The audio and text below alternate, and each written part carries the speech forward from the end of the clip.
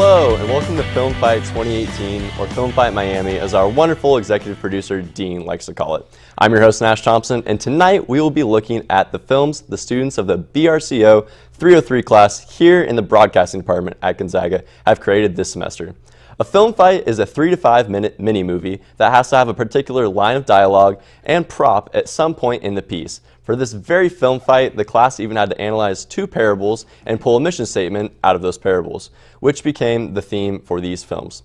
Thankfully, we have a well-traveled professional in the media world joining us today to give us his take on these films. Frank Swoboda, an alum from GU and corner booth president. Thanks for being here, Frank. Thank you, Nash. Well-traveled. That's a nice way to put that. I know where you guys are going. I mean, hey, I'm old. I wrote it. Nash. You wrote it? I mean, I did. I got to show it off a little bit. Nash, can I say something right off the bat? Of course, That open Frank. for this show is the best open I've ever seen here in the 78 years that I've been coming to these GUTV things. I love how you can So hear. seriously cool. I was like, I don't know who did it, but bravo. Did you hear Dan out in the room You screaming can when you said that? constantly hear Dan through that wall that doesn't have very much soundproof, or he's just really loud. Probably the latter. Yeah, that's very true. I mean, Dan, you're going to be well missed, Dan. Yeah, he will. Frank, tell me about your time when you were here at Gonzaga. I was here in the big 80s, late 80s. I was a speech communications director. There was a broadcasting department. I took a few classes, but I didn't major in that. And it was a great time to go to school here. It's always been an awesome university, and the professors were great. I learned a ton. What I really learned here was to write. And that's what I probably do more than anything else. I write, produce, direct, kind of tell stories all day long, but I really learned to write here, and that's probably the biggest gift I got from this place. Okay. How did that launch you into corner booth then? How did writing translate into starting your own company? Well, I went away to the Tri-Cities, where you're from, Of right? course. Yeah, I Good worked old there Tri-Town. for a couple of years, and then actually got a chance to come back here and work for GUTV, which is the Fox station here, and help start it in the Tri-Cities. So before I graduated, I actually got a job.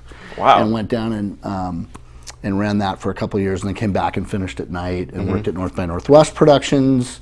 Wrote and produced a movie in 2000 that won Family Movie of the Year, which was really cool, called The Basket. That was an amazing experience. But mostly I've worked for really almost 30 years now, with all kinds of corporate clients and organizations helping tell their story. So I write every day. We write constantly. I mean, I'm always helping people, figure out how to tell their story best. Our motto for our company is whoever tells the best story wins. And it sounds like you're winning all the time.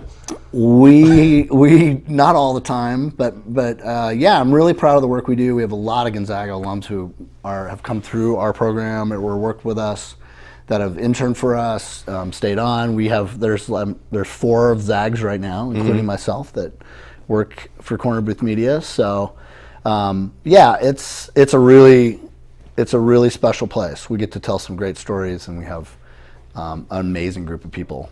Of course. Yeah. Well, Frank, you're here to watch these films and to be our special judge, so let's jump right into it. Let's do it. Let's watch the first one. It's called Winter by Dean, Sydney, and Themio, and it is a story about a girl who decides that taking a risk is better than playing it safe. So let's watch the first one.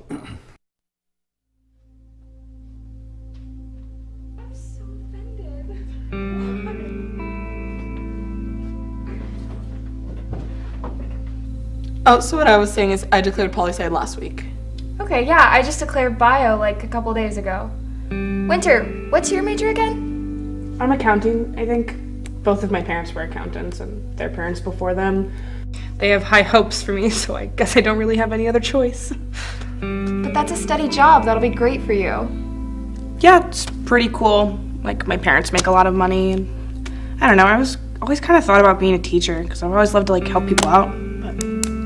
Well, you'll probably be better off doing accounting, though, because teachers make, no money. All right, class, clear your desks. It's time for the pop quiz.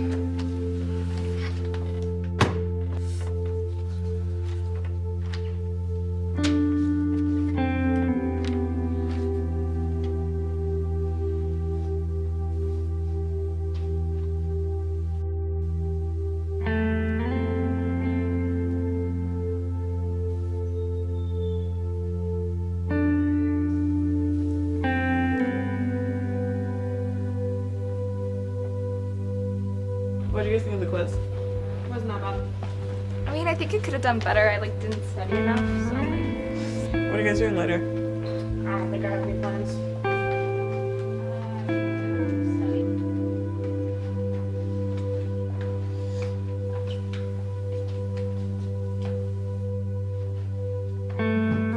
Oh, 101 major tutoring. I think that means winter's coming. Maybe. I don't know.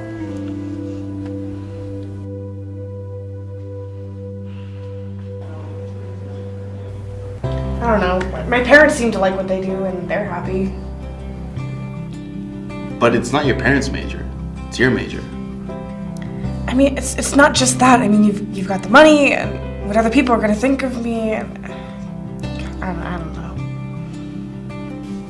If you spend your whole life doing what your parents want you to do, you're never going to be happy. I don't know. I mean, accounting's going fine. My classes are fine, I guess.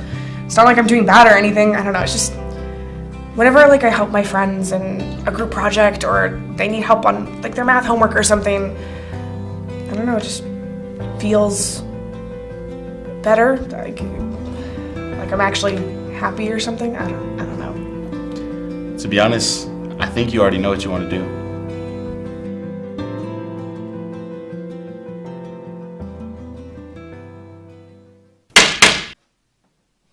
Wake up, come on. I know geometry's boring, but you gotta learn it, class. Actually, you know what? I'll switch it up a bit. Do any of you want to help teach the class? Any future teachers out there?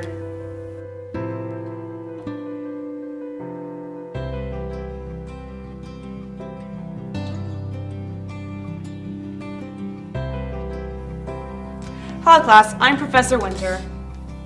Let's get started.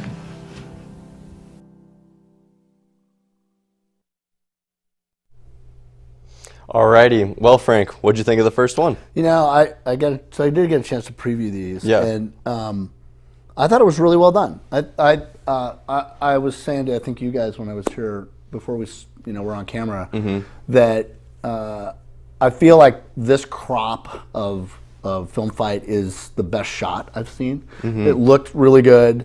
I've seen a few that were not great. Maybe it's just the quality of camera that's better now, or you guys are learning to film better, or whatever it is. But I was really sort of impressed with how it looked. I thought that's a big part of it. I'm really, I said before, I'm a story guy, and I'm really the reason I do what I do, and the reason I like doing what I do is that so that the story gets told well. Yeah. And first and foremost, if the story's great, you are going to be able to pay more attention to it, right? But I can't watch I can't enjoy a really good story if the technical part It's terrible, yeah. Yeah. I mean, the whole point of production and what you guys do and learning it at this level, honestly, is to create good enough content, right? Well enough produced pieces that I'm not distracted and taken out of the moment. If I'm taken out of the moment, I'm not going to pay attention to the story. I'm not going to like it well. So I thought this was really well produced. One of the things that I see constantly across all of these is you guys like to cut to the next shot before someone answers or says the line. There's a thing called a split edit back in my day. Okay.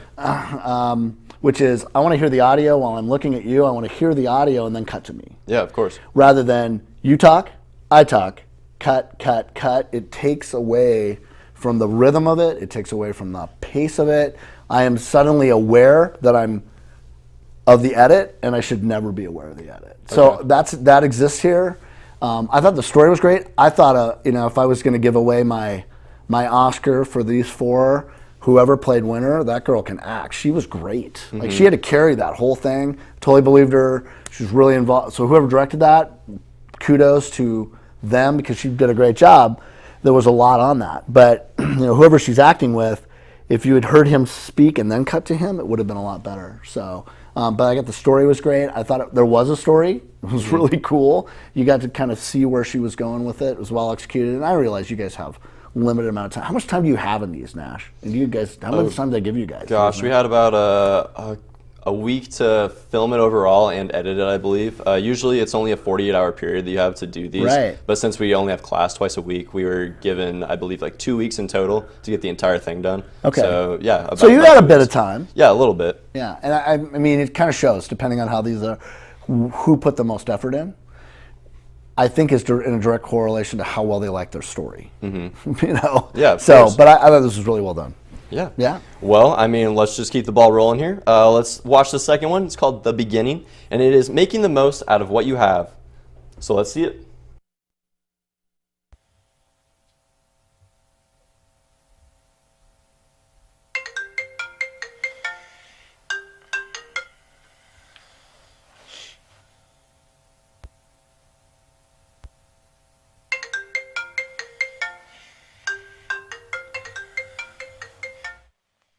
Hello?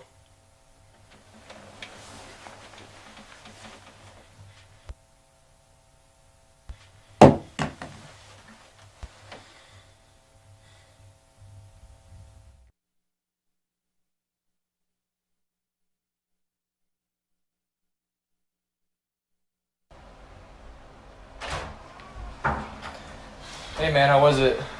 You know, it was alright. It's as good as a funeral can go. Yeah, I understand. Those things can be pretty tough. Yeah, it's super tough, but I'll get over it. What's that yardstick for? Oh, I was just using it for a class project. Nice. My dad used to measure me when I was little. I wanted to be big like him one day. Yeah, he sounds like a really cool guy from the stories you told me. Yeah, he was a great guy.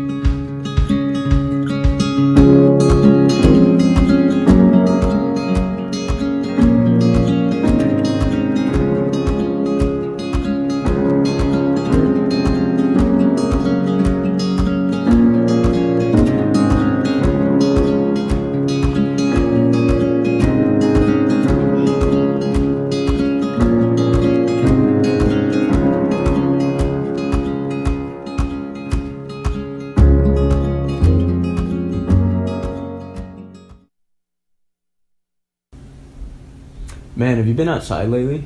Yeah, dude, look at this weather. I think that means winter's coming. You want to stay inside all day and watch Netflix? Nah, there's no time for that.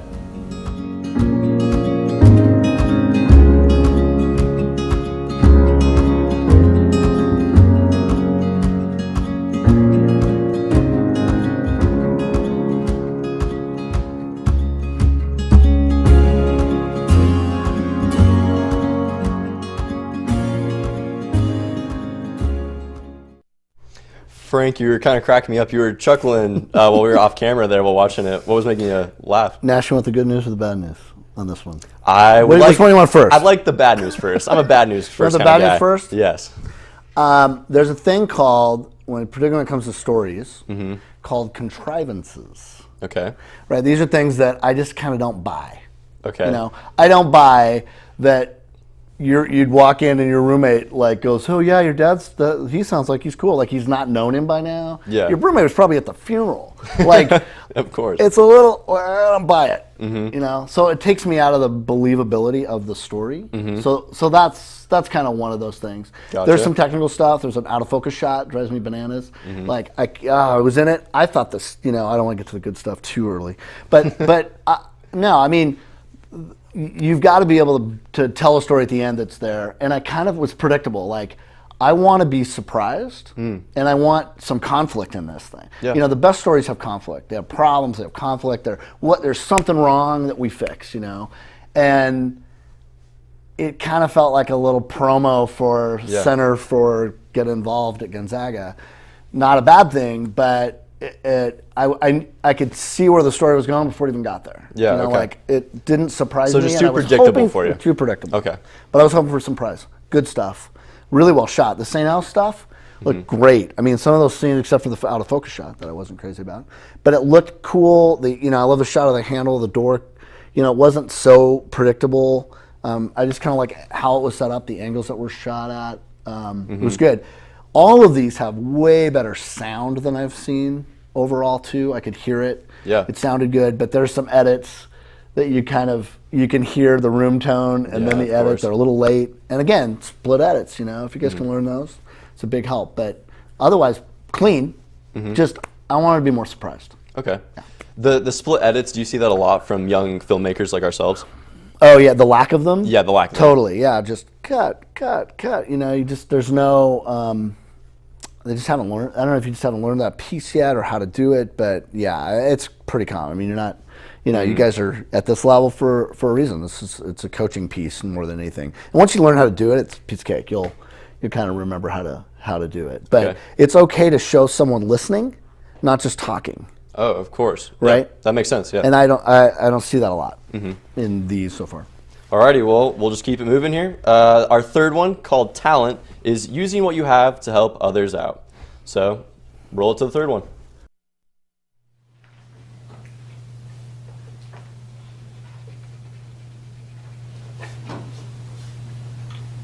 Time.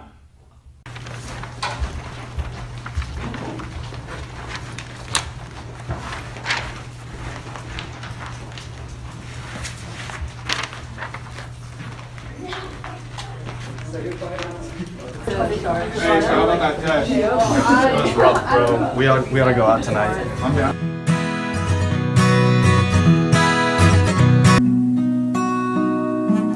Lonely, I was too lonely.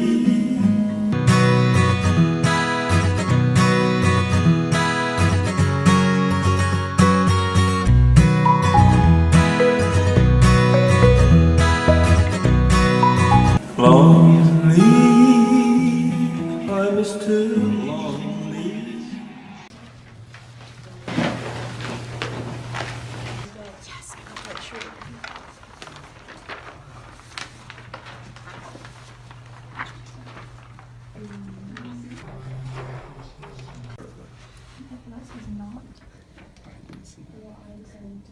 Hey, so I noticed you've been doing pretty poorly in my class.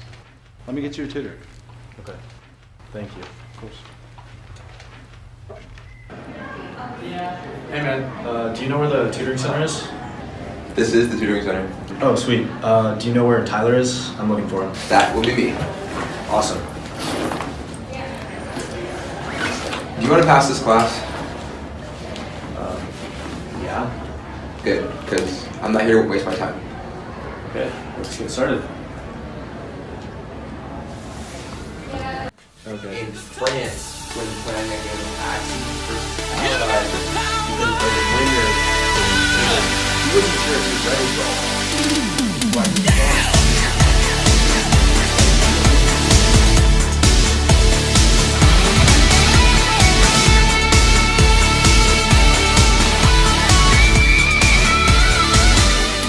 Oh, so it's like Game of Thrones. I think that means winter's coming. You watch Game of Thrones? Yeah, that show's dope. I would have never guessed that. Yeah, let's get back to it though. So, this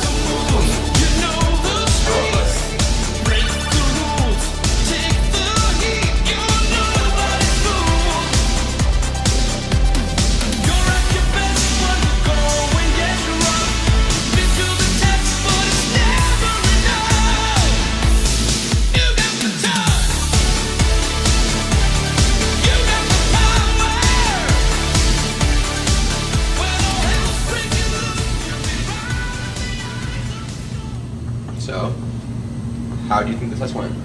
Great. I think it went pretty well. Good. You've been working really hard, and I think it went really well too. You want to like get some ice cream or something to celebrate? I think I have a better idea. Cool. Thanks for taking me out tonight, man. Yeah, no problem. I thought it'd be super fun to come to this end of the year party and celebrate with everyone. You've helped me out a bunch by working super hard, so this is my way of repaying you a little bit. Cool. I definitely appreciate it. You want to go back inside? Yeah, let's go back in. Cool. Hey, what's up, guys? Hey, fellas.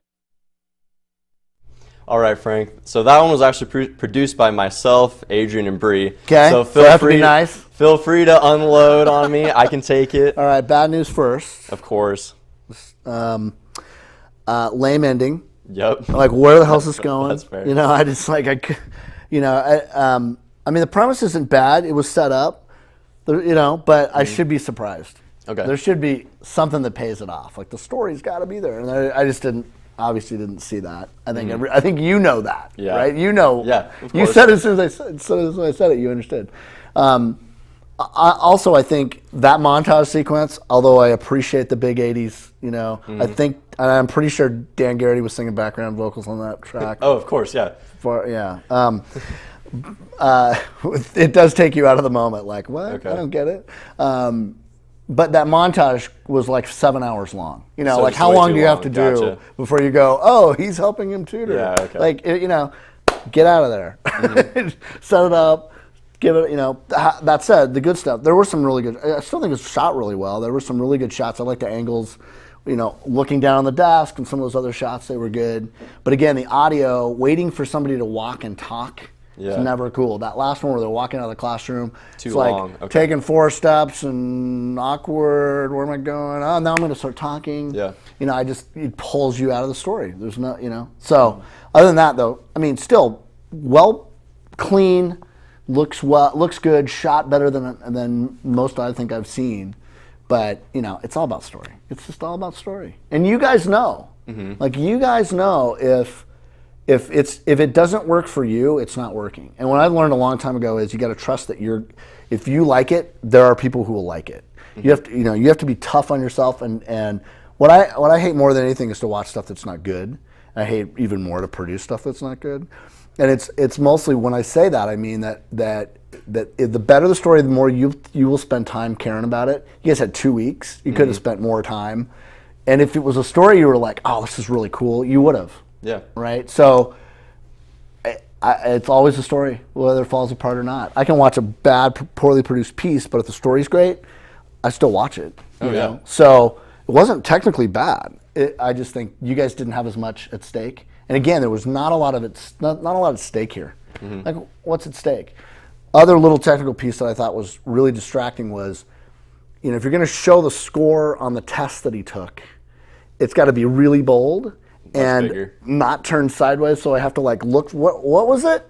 You should never do this when you're watching something. I remember that being a problem actually after we shot it. We were like, oh, thought it was better. But Right. And you should have stayed on it longer. Yeah, Stay of on it course. long enough for you to read it out loud. Okay, I get it. Now go. Okay. So it's all. It's just doing this. But anyway. Hey, you're the There professional. you go. I appreciate the words. And you were. I'm impressed that you had the guts to say that you worked on it, and you stood up for your piece. That's good. I'm proud of that. Hey, somebody has to. Well, let's throw it to our last and final one, True Wealth by Jesus, Francis, and Quinn. And it is about happiness, and is it the true wealth in life? So let's roll it.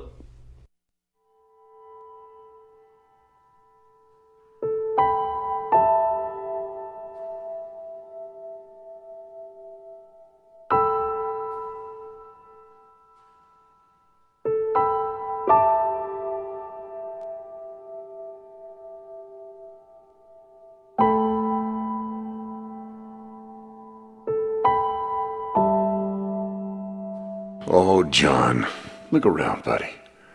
Are any of them there? I told half those women I loved them. What do I get? An empty funeral and a courtroom full of people arguing over who inherits what. Remember the day we started out at the Montvale? You and me, we were so high on life. We had so much ahead of us.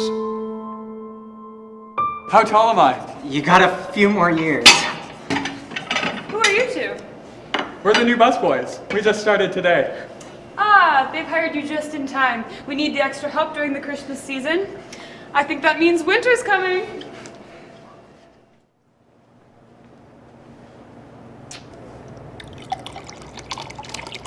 Thank you. You've been great service. You don't want to be working at this hotel for the rest of your life now, do you? No, sir. Thank you so much. This will go straight to my college fund. It was that businessman's $10 bill that changed everything for me. Money was just so exciting. It meant I could do anything. Don't worry, John. Be anything. A little birdie told me that you're going to get promoted soon.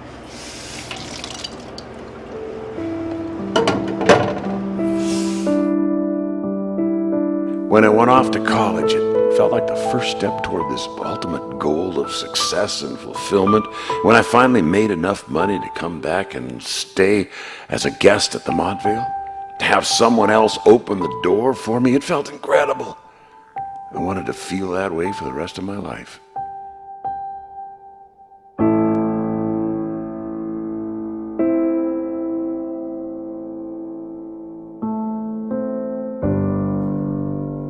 I didn't see it coming, John.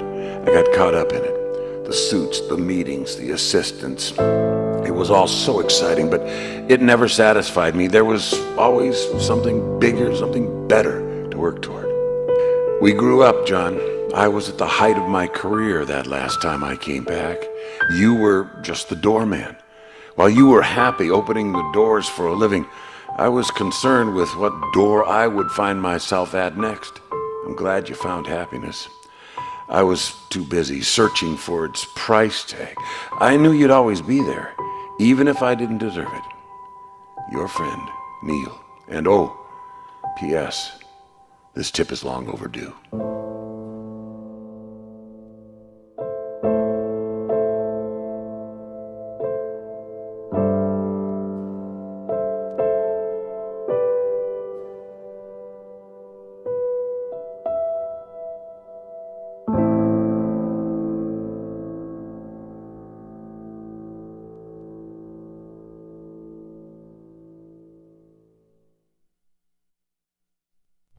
Did somebody know John Reed? I don't believe they actually knew him personally, but it was they had heard about him because he's obviously a big part of the community. Right. No, I saw John the week before he died. Really? Yeah, and I've known him over the years. He's just, in fact, we used him in a commercial we did for Visit Spokane, kind of promoting the whole area, and he was in it as a doorman that had come back. I mean, he knew Louis Davenport from way back. Yeah, I'm just curious why they didn't use Davenport. Like, why the Montvale? Like, come on, if you're going to go for it.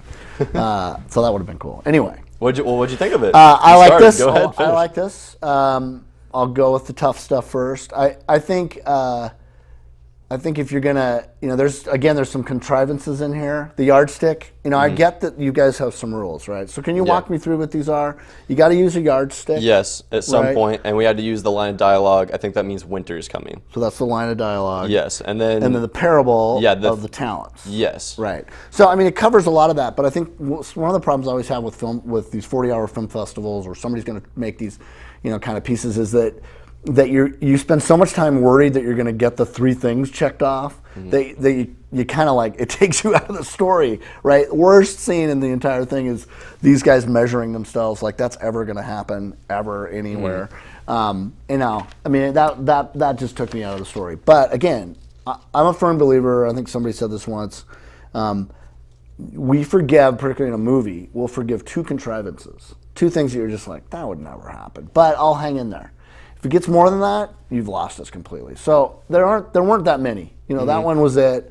I think it could have been, when you tackle something like a period piece, and you tackle something like you're going to color correct this thing, and you're going to try to sort of speak like they did in 1930 or whatever period this is, you got to kind of nail it, And I thought the colorization was a little hokey. However, so there's the bad stuff. The good stuff is this was pretty audacious. Like one of my complaints when I have judged this in the past is, I like drive over and I go, oh, cool, I'm going to get to see 4 stories shot on Gonzaga's campus, guaranteed to be in a classroom or a hallway or somewhere here, right? Somewhere on this campus. This was all shot on location. They got out of here. and they tackled something that was different. They had you honored John, which was really cool, and you got it off campus. And they tried something different by taking on a period piece, by getting wardrobe, it's pretty great for what was done. I wasn't crazy about the writing, but whoever did this did not try to get some 20-year-old kid to pretend like he's Morgan Freeman. They found some old guy, a professor here actually, who maybe could have been was okay, but he did it. I mean, it was an older guy, and I believe that. I believe that was there. I think the writing could have been a little precious would be the word for me, but overall, I thought it was great, and I love the end. I thought it paid off for me. You set me up. I wanted to see what was going to happen. I kind of could tell it was coming, but if you're gonna have an ending that's a bit predictable, I kind of get. Yeah. But I wasn't sure. Maybe you take the money and go to Vegas, and I don't know. But he gave it in the donation, which is perfectly fills out the obligation here to use the parable of the talents, right? But the editing of this was great because if you pick that road, you take it and you get out quick. And the ending was, I got the money, put it in the donation, go to black. Thanks a lot. You're out. There's no delaying that end. I really like that. I thought it was really well done. Okay. Well, Frank, it's time for you to decide. We're going to throw it to a quick break here really quick so Frank can make a decision and tell us who his winner is when we come back.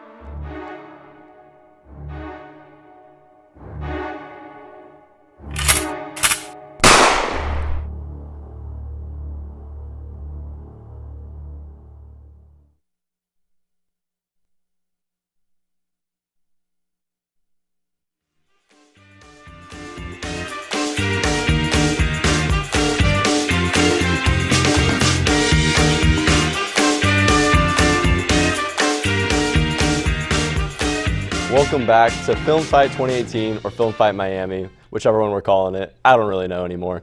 I'm your host, Nash Thompson. So, Frank, who's your winner? Is it time, Nash? It's time. It's time to tell us who the big reveal is, who your winner is, the big dog. I know this is always excruciating. I wish I had more time. I'm sweating here in with Miami. Anticipation.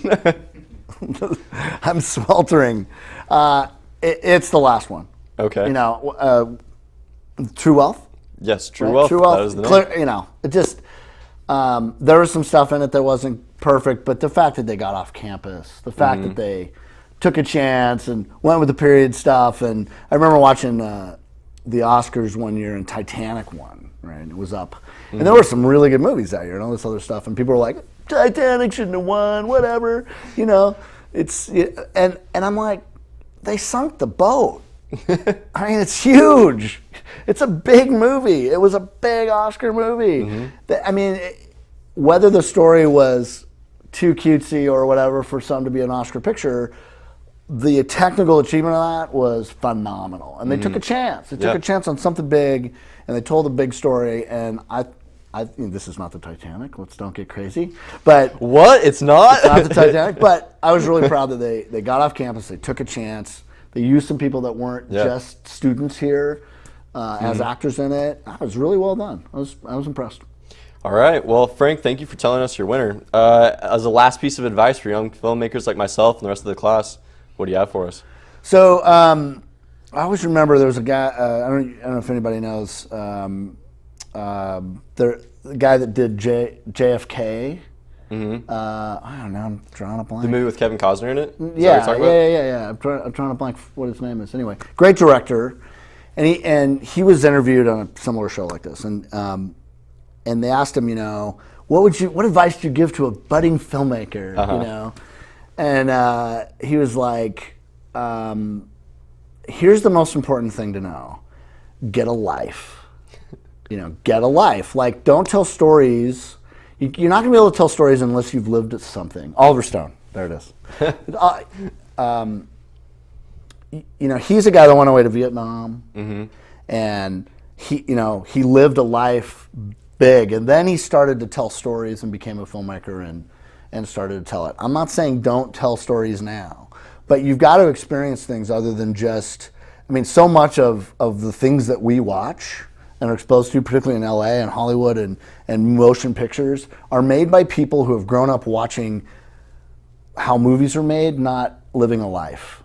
So they've lived in Los Angeles, they've lived in New York, but they haven't lived where America lives. They haven't lived where somebody else in the world has lived. They've lived inside these bubbles that aren't really real. Yeah. Mm-hmm. And I've always loved being a filmmaker from here because this is America. Spokangeles is America. It's real people live here. They don't worry about, how much the movie just grossed or whatever. Those are not real issues. Real people live here that deal with real things. Yeah. And that's most of the country, right? And most of the best stuff that's made are people that are telling stories about things that matter the most. Yeah. About real life. So, biggest advice to all of you is go live a life. Try stuff, do things big, and then tell your story about it. Otherwise, why do we care? I better watch stuff I care about. That's fair. So there you go, Nash. Go forth. I'll do what I can. That's a big nugget of wisdom for me to just try to get a life, Nash. Right now. Yeah, I know. I gotta call my parents, tell them I gotta drop out, go study abroad or something like that. Yeah, there you go. Yeah, exactly. This guy told me, Mom, I gotta go study abroad. Well, thank you for that, Frank. That is all the time we have for today's show. A big thank you to Frank Swoboda for taking time out of his busy schedule to be with us here today. Also, shout out to everyone in 303 for making this a great semester. And shout out to Dan Garrity for being the best prof in the world. I'm Nash Thompson. Go Zags.